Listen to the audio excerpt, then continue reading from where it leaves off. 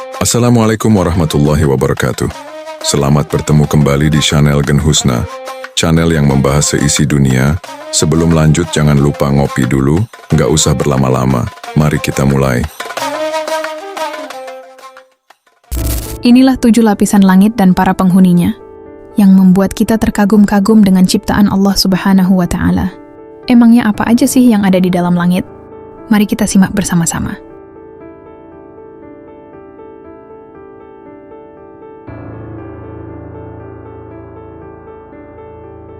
Assalamualaikum teman-teman Gen Husna. Sehat sejahtera untuk kalian semua yang selalu setia dengerin Gen Husna. Semoga kalian semua selalu dalam lindungan Allah Ta'ala. Dan semoga rezeki dan urusan kalian selalu dilancarkan. Tuliskan hajat kalian di kolom komentar. Semoga apa yang kalian inginkan segera terwujud. Di video kali ini, kita akan mengupas tentang 7 lapisan langit, beserta para penghuninya. Pernah nggak sih kalian membayangkan menjelajahi langit yang tak terbatas?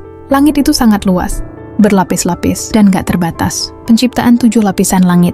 Ini telah diterangkan secara jelas dalam Al-Quran, beberapa ayat yang menjelaskan fenomena tersebut. Yang menciptakan 7 langit berlapis-lapis. Tidak akan kamu lihat sesuatu yang tidak seimbang pada ciptaan Tuhan yang Maha Pengasih. Maka lihatlah sekali lagi. Adakah kamu lihat sesuatu yang cacat? Quran Surat Al-Mulk ayat 3. Dalam Surat Al-Mulk ayat 3 itu menerangkan, jika Allah telah menciptakan langit secara bertingkat, tidak ada tiang penyangga dan tali temali yang mengikatnya. Tiap langit akan menempati ruangan yang telah ditentukan baginya. Tiap-tiap langit juga akan berjalan, mengikuti garis edar yang telah ditentukan baginya. Hal itu telah dijelaskan dalam Quran yang berbunyi, Dia menciptakan langit tanpa tiang, sebagaimana kamu melihatnya. Quran Surat Luqman ayat 10. Sebagian ulama tafsir telah mengartikan, jika kata 7 langit diterjemahkan sebagai galaksi-galaksi yang terdapat di luar angkasa, yang jumlahnya tak terhitung. Sungguh besar ciptaan Allah Subhanahu wa Ta'ala, Tuhan yang tiada tandingannya.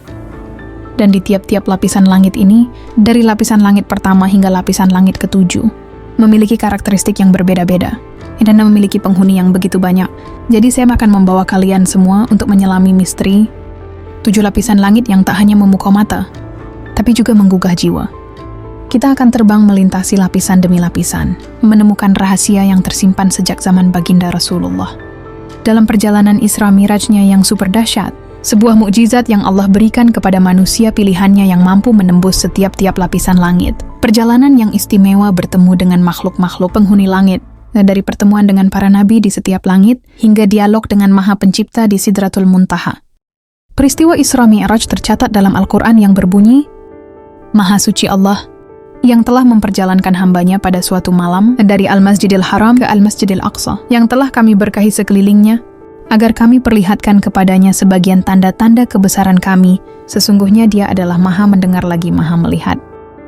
Quran Surat Al-Isra ayat 1. 7 lapisan langit yang akan kita temukan melalui kisah Rasulullah bertemu para penghuni langit melalui sumber dari Al-Quran dan hadis. Jadi siapkan diri kalian untuk ekspedisi yang akan mengubah cara pandang kita tentang alam semesta, sebelum kita mulai petualangan spiritual yang akan membawa kita lebih dekat dengan penciptaan langit yang megah ini.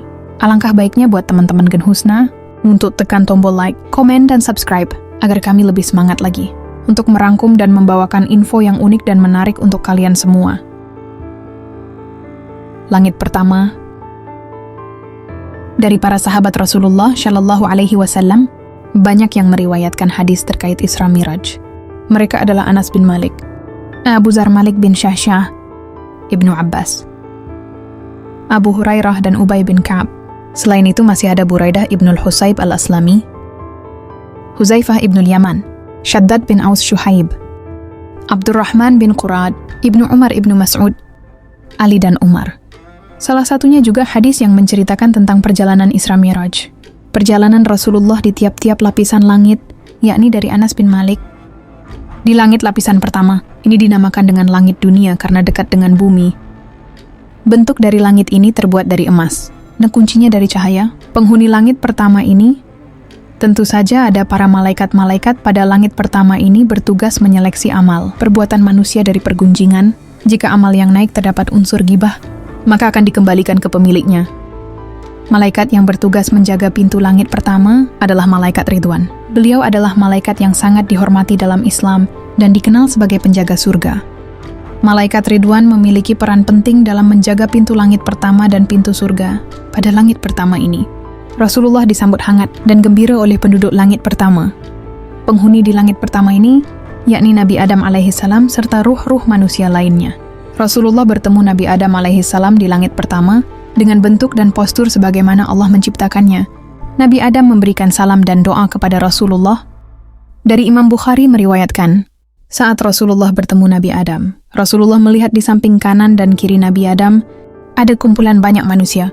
Saat melihat ke kanan, Nabi Adam alaihissalam tertawa, dan saat melihat ke kiri, Nabi Adam alaihissalam menangis.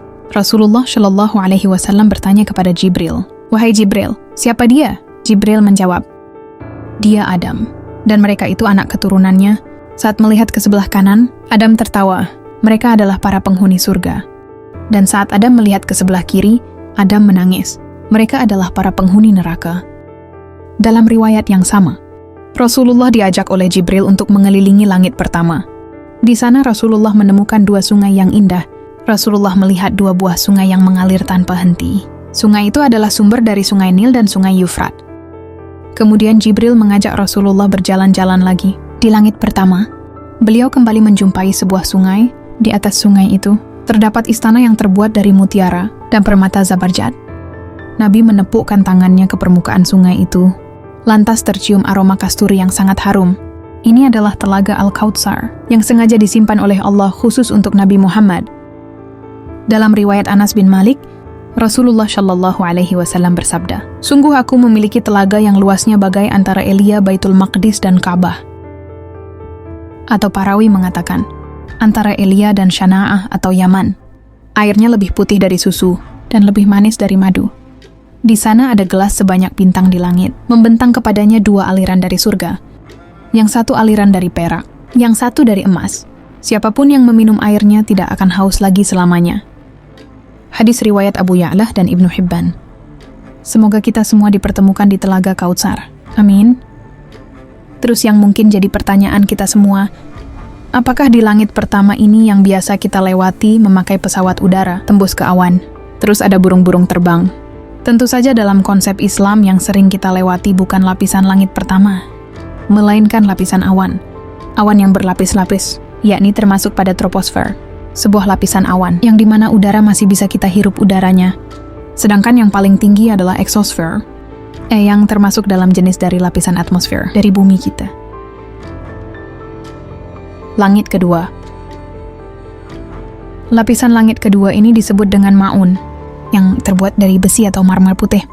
Penjaganya bernama Malaikat Rubail, yang menyeleksi amal perbuatan manusia dari rasa paling mulia. Saat Rasulullah naik ke langit kedua, seperti sebelumnya Rasulullah dan Jibril disambut kedatangan oleh penghuni langit. Di langit ini, beliau berjumpa dengan dua nabi, yakni Nabi Isa bin Maryam dan Nabi Yahya bin Zakaria. Keduanya hampir serupa dari segi baju dan gaya rambutnya. Masing-masing duduk bersama umatnya. Nabi Muhammad Shallallahu alaihi wasallam menyifati Nabi Isa bahwa dia berpostur sedang. Warna kulitnya putih kemerah-merahan. Rambutnya lepas terurai seakan-akan baru keluar dari hammam atau tempat mandi karena kebersihan tubuhnya. Nabi bersalam kepada keduanya dan dijawab salam beliau disertai sambutan. Langit ketiga. Kemudian Rasulullah melanjutkan perjalanannya menuju langit ketiga. Pada langit ketiga ini memiliki nama langit Harabut, yang terbuat dari tembaga, menurut satu pendapat terbuat dari besi. Penghuni langit ketiga terdapat malaikat Israel. Di langit ketiga inilah Rasulullah bertemu dengan Nabi yang memiliki rupa yang tampan, yakni Nabi Yusuf alaihissalam. Dalam kisahnya, saat Rasulullah tiba di langit ketiga, setelah disambut baik oleh para malaikat, beliau berjumpa dengan Nabi Yusuf bin Yakub. Beliau bersalam kepadanya dan dibalas dengan salam yang sama seperti salamnya Nabi Isa. Rasulullah berkata, "Sungguh dia telah diberikan separuh ketampanan." Dalam riwayat lain beliau bersabda, "Dialah paling indahnya manusia yang diciptakan Allah." Dia telah mengungguli ketampanan manusia lain, ibarat cahaya bulan purnama mengalahkan cahaya seluruh bintang. Dalam riwayat lainnya, Nabi Yusuf memberikan setengah ketampanannya kepada Rasulullah. Langit keempat. Kemudian Rasulullah melanjutkan perjalanannya menuju langit keempat. Pada langit keempat ini dinamakan dengan langit Zahir, yang terbuat dari tembaga. Menurut suatu pendapat, ada yang terbuat dari perak, Penghuni langit keempat ada malaikat air mata, yakni malaikat Kasfiyail serta Nabi Idris alaihissalam. Saat tiba di langit keempat, Rasulullah bertemu Nabi Idris alaihissalam. Nabi Idris menyambut Nabi Muhammad, lalu mendoakannya. Dalam kitab Qasrasul Anbiya dijelaskan, saat Rasulullah melintas di depan Nabi Idris berkata, "Selamat datang saudara yang soleh dan Nabi yang soleh." Dalam kitab Qisasul Anbiya mengisahkan, bagaimana Nabi Idris bisa naik ke langit keempat. Allah Subhanahu wa Ta'ala berfirman, "Dan kami telah mengangkatnya ke martabat yang tinggi." Quran Surat Maryam ayat 57. Ayat tersebut menyebutkan bahwa Nabi Idris alaihissalam diangkat ke martabat yang tinggi. Ketinggian martabat Nabi Idris alaihissalam ini telah ditegaskan di dalam kitab As-Shalihin, Sahih Bukhari dan Muslim tentang hadis Isra Miraj, bahwa Rasulullah Shallallahu Alaihi Wasallam pernah bertemu dengan Nabi Idris yang berada di langit keempat. Ibnu Abu Mujahid telah meriwayatkan bahwa Nabi Idris diangkat ke langit dan tidak mati. Perihalnya sama dengan pengangkatan Nabi Isa. Hal yang sama telah dikatakan oleh Ad-Dahah Ibnu Muzahim. Malaikat maut mencabut nyawanya Nabi Idris. Maka saat itu juga beliau wafat. Malaikat maut menangis dan berdoa kepada Allah agar mengembalikan nyawa sahabatnya, Idris. Allah mengabulkan doanya dan menghidupkan kembali Nabi Idris alaihissalam. Malaikat maut merangkul Nabi Idris yang hidup kembali sambil bertanya, "Wahai saudaraku, bagaimana rasanya pahitnya kematian?" Nabi Idris menjawab, "Sesungguhnya hewan ketika dikuliti hidup-hidup, maka sakitnya kematian 1000 kali lipat lebih berat daripada hal itu." Malaikat maut berkata, "Padahal aku mencabut nyawamu dengan halus. Dan itu belum pernah aku lakukan kepada seorang pun sebelumnya." Langit kelima. Setelah bertemu dengan Nabi Idris dan bertegur sapa, saling memberi salam, Rasulullah melanjutkan perjalanannya ke langit kelima. Langit kelima ini dinamakan dengan langit Musyiroh, yang terbuat dari perak. Menurut suatu pendapat, ada yang terbuat dari emas. Penghuni langit kelima juga diisi dengan para malaikat yang terus bertasbih dan beribadah kepada Allah. Di langit kelima, Rasulullah berjumpa dengan Nabi Harun bin Imran.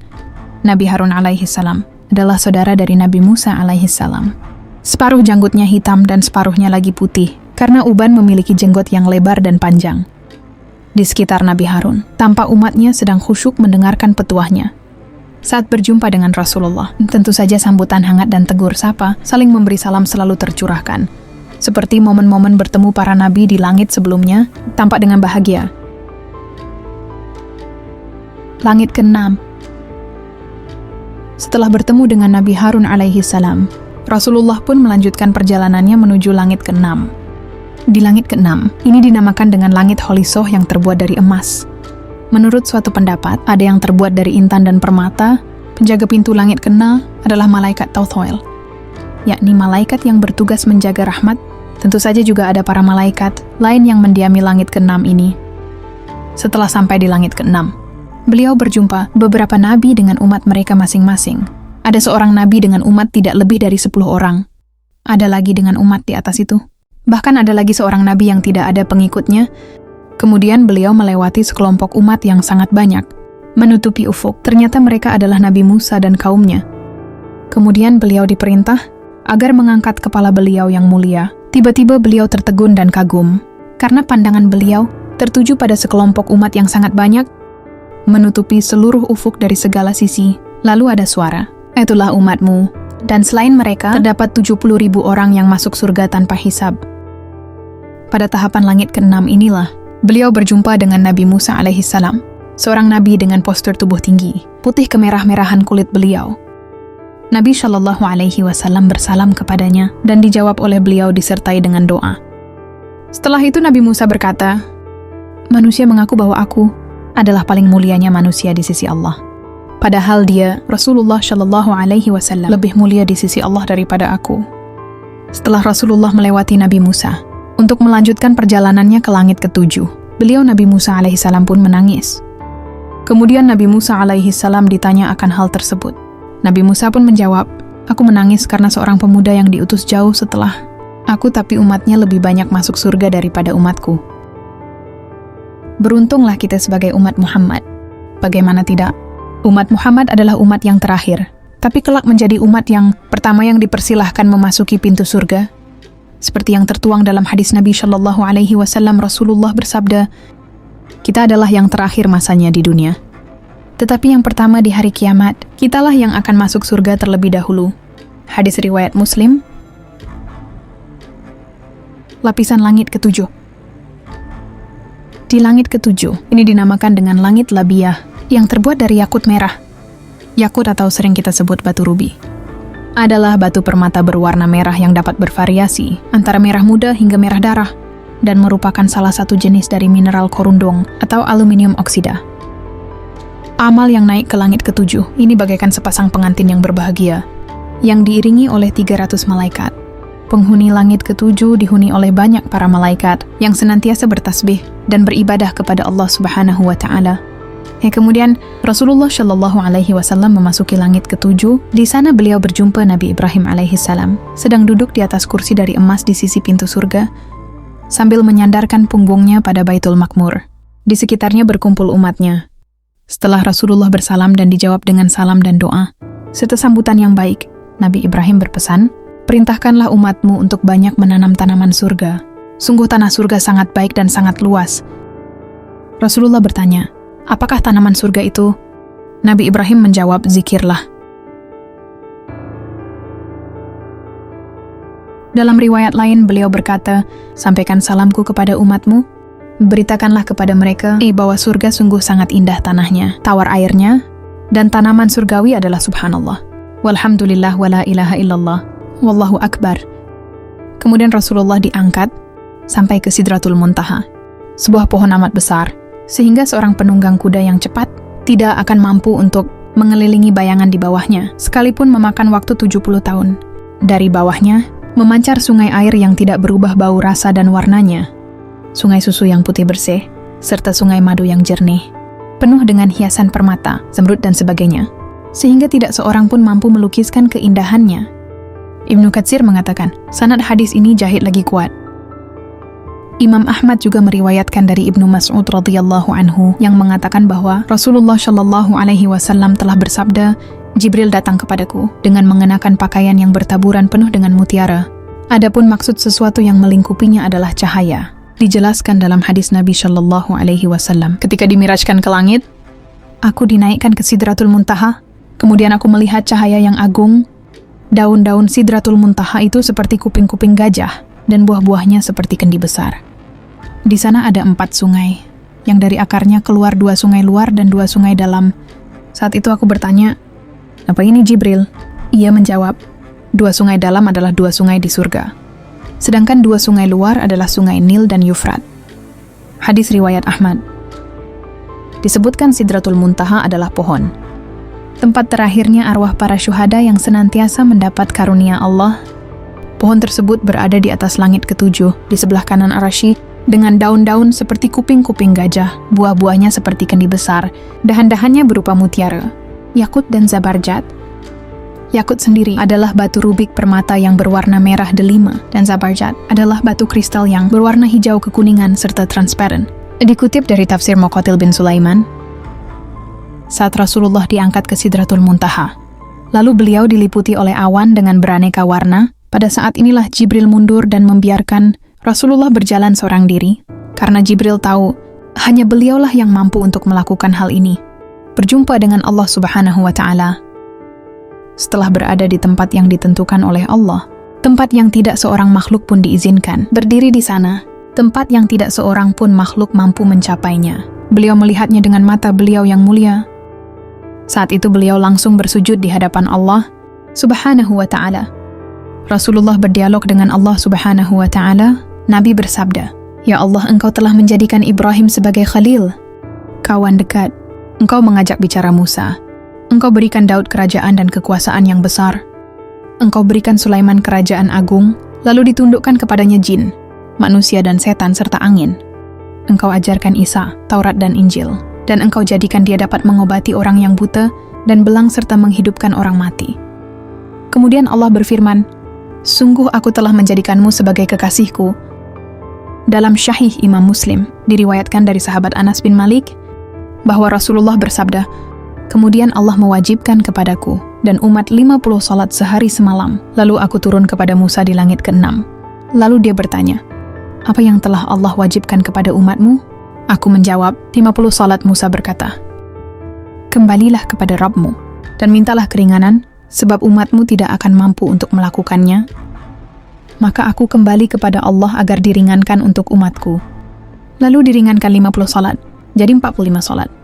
Lalu aku turun kembali kepada Musa. Tapi Musa berkata, sungguh umatmu tidak akan mampu melakukannya. Maka mintalah sekali lagi keringanan kepada Allah. Maka aku kembali lagi kepada Allah. Dan demikianlah terus aku kembali kepada Musa dan kepada Allah. Sampai akhirnya Allah berfirman, wahai Muhammad, itu adalah kewajiban 5 salat sehari semalam. Setiap satu salat seperti dilipat gandakan menjadi 10, maka jadilah 50 salat. Maka aku beritahukan hal ini kepada Musa. Namun tetap dia berkata, kembalilah kepada Rabbmu agar minta keringanan. Maka aku katakan kepadanya, aku telah berkali-kali kembali kepadanya, sampai aku malu kepadanya. Hadis riwayat Muslim. Setelah Rasulullah menerima perintah ini, maka beliau turun sampai akhirnya menaiki burak kembali ke kota Mekah Al-Mukarramah. Sedang saat itu masih belum tiba fajar. Pagi harinya, beliau memberitahukan mukjizat yang agung ini kepada umatnya. Maka sebagian besar di antara mereka mendustakan, bahkan mengatakan Nabi telah gila dan tukang sihir. Saat itu, umat pertama yang membenarkan dan mempercayai beliau adalah Sayyidina Abu Bakar, maka pantaslah beliau bergelar As-Siddiq. Bahkan tidak sedikit di antara mereka yang tadinya beriman, kembali murtad, keluar dari syariat. Sungguh keimanan itu intinya adalah membenarkan dan percaya, serta pasrah terhadap semua yang dibawa dan diberitakan Nabi Muhammad SAW, sebab beliau tidak mungkin berbohong, apalagi berkhianat dalam risalah dan dakwah beliau. Beliaulah Nabi yang mendapat gelar Al-Amin, atau dipercaya, As-Shadiq selalu jujur, dan Al-Mashduk yang dibenarkan segala ucapannya. Solawat selalu tercurahkan untuk Rasulullah SAW. Itulah 7 langit beserta penghuninya. Manusia pertama yang berhasil menembus langit ke-7, yakni Nabi Muhammad SAW ketika Isra Miraj dengan menggunakan buruk. Manusia biasa hanya mampu atau tidak sampai ke langit pertama. Terus ketika menaiki pesawat terbang, apakah itu bukan langit pertama? Jawabannya adalah bukan. Pesawat yang dinaiki itu hanya bisa mencapai awan saja. Untuk gambar yang barusan kalian lihat, seperti yang kita suguhkan barusan, hanyalah sebuah ilustrasi. Tentu saja kita manusia biasa, tidak bisa memvisualisasikan secara nyata tentang gambaran langit pertama sampai langit ke-7, bahkan Sidratul. Sesungguhnya hanya Allah lah yang maha tahu. Dan manusia terpilihnya yang mengetahui bentuk langit pertama hingga langit ke-7, seperti Rasulullah SAW. Demikianlah yang bisa saya sampaikan. Yang benar datangnya dari Allah. Dan mohon maaf bila ada kurang atau keliru, itu datangnya dari saya pribadi selaku manusia biasa. Semoga teman-teman Gen Husna semuanya senantiasa dalam lindungan Allah Subhanahu wa Ta'ala dan selalu dilancarkan rezeki dan segala urusannya. Semoga apa yang kalian inginkan segera terwujud. Sampai jumpa di video dan kisah menarik selanjutnya. Wassalamualaikum warahmatullahi wabarakatuh.